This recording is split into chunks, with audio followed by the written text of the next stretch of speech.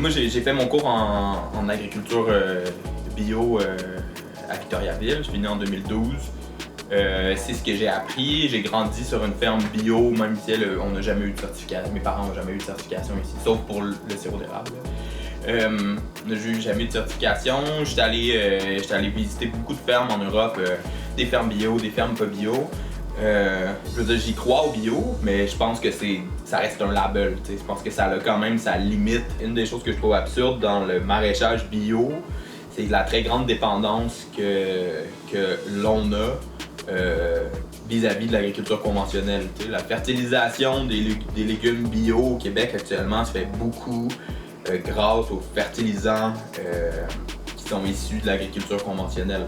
Des légumes, si tu veux avoir des crucifères, ça prend de l'azote full pin.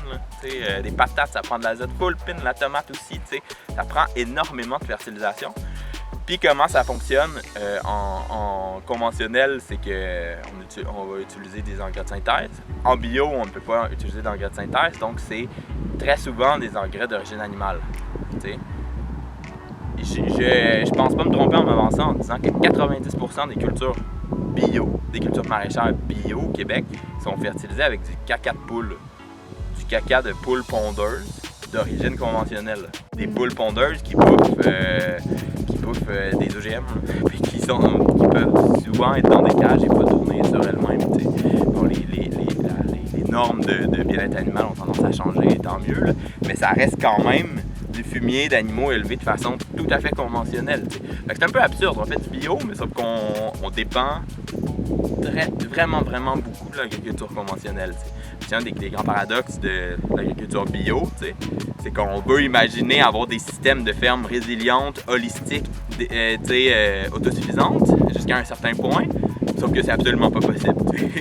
Il y a très peu de fermes qui peuvent dire qu'elles sont autosuffisantes pour leur fertilisation. Si jamais, mettons, il y avait une coupure dans l'approvisionnement de ce caca de poule-là, ce serait vraiment problématique pour l'agriculture, pour le maraîchage bio au Québec. Je pense qu'il faut trouver des façons pour remédier à ça.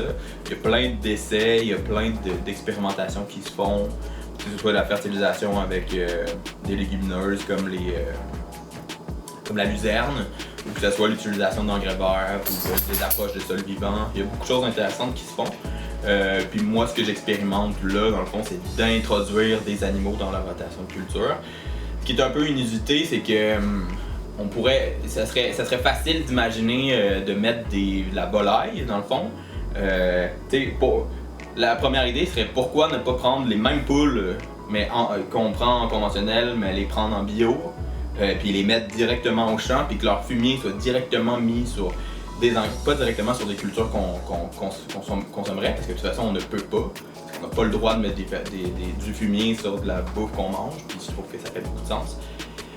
Parce que pour les risques de maladie, en fait, donc il y a un délai minimum de 90 jours là, en fait, entre l'épandage de fumier et la récolte d'une culture qui est de destination de consommation humaine.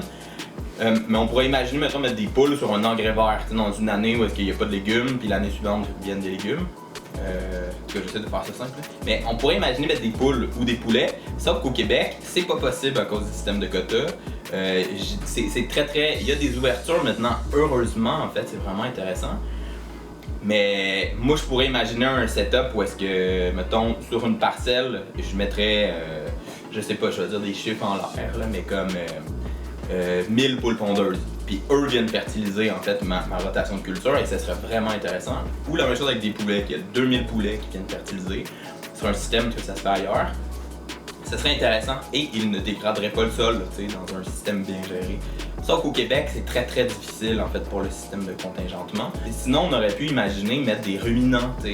J'aurais pu introduire dans mon setup des ovins, là, des moutons ou des chèvres ou des vaches dans un setup de rotation. Mon système n'est pas parfait, là. Je fais pas semblant là, que j'ai trouvé la panacée. Là. Mais moi, je tripe sur les cochons, fait que j'essaie d'introduire mes cochons dans la rotation de culture, puis de trouver un équilibre où est-ce que les cochons ont un impact économique intéressant pour moi, puis ont un apport en fertilisation intéressant. Fait que d'essayer de trouver cet équilibre-là, puis de trouver, comme j'en parlais tantôt, qu'il n'y ait pas un impact négatif sur le sol. Fait que je ne vais pas faire à semblant, c'est risqué de mettre des cochons dans une rotation de culture.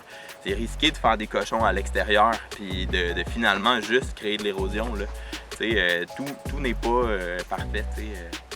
Comme n'importe quelle production, il y a des risques que ça ait des impacts négatifs sur l'environnement. Fait que moi, mon approche là, c'est d'introduire des cochons dans ma rotation de culture pour améliorer la fertilité de mes sols. Quand tu as une ferme dans un modèle holistique, tu essaies de faire en sorte que les intrants, ce qui rentre, puis les extrants sont à peu près en balance. Ou tu essaies de diminuer les intrants et peut-être diminuer les extrants, trouver l'équilibre dans tout ça, dans un modèle agroécologique, de trouver la façon que ça fonctionne. Puis parce que malheureusement, dans les systèmes agricoles dans lesquels on est, la vision est plus ou moins que ça, c'est plutôt une motivation économique. T'es comme, comment tu fais pour rentrer les intrants le moins cher possible, puis comment tu veux faire pour sortir les extrants avec le meilleur prix possible, t'sais. Puis comme, ça a une certaine logique, mais sauf que ça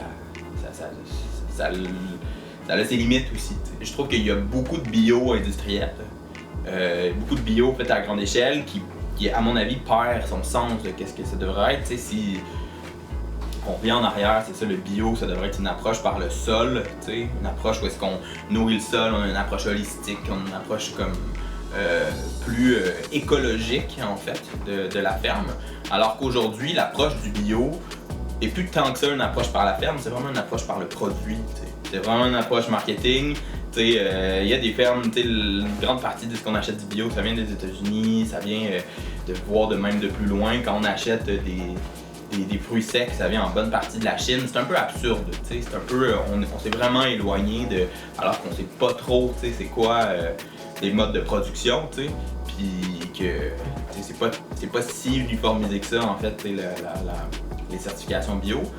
Fait que, pour moi, ça perd un peu de sa valeur de qu'est-ce que c'était à la base d'aller dans une approche holistique de la ferme, une approche plus comme écologique dans le vrai sens du terme. Là. Je crois au bio dans une certaine mesure. Mes légumes sont certifiés bio.